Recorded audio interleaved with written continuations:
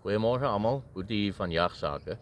Indien jy 'n jagbestemmingseienaar is en jy het moontlik te veel wild of te min jagters, kontak my gerus hier by Inyati Park sodat jy kan deel uitmaak van ons geakkrediteerde jagbestemmings. Dis 'n diens aan ons lede, van ons lede. En in die proses word die jagter en die grondeienaar se belange beskerm.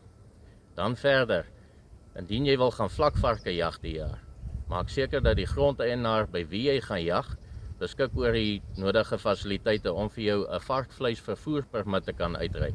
Indien jy die eienaar is van so 'n eiendom, kan jy dit op ons stelsel registreer. Gaan kyk gerus op ons webwerf vir die baie maklike stap-vir-stap dokument wat verduidelik hoe jy jou eiendom kan registreer om in die gemak van jou sitkamer varkvleisvervoerpermitte te kan uitreik.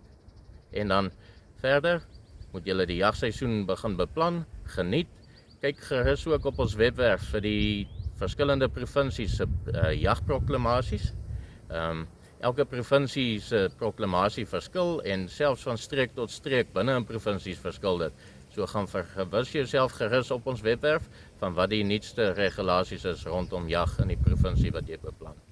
Dis 'n mooi dag.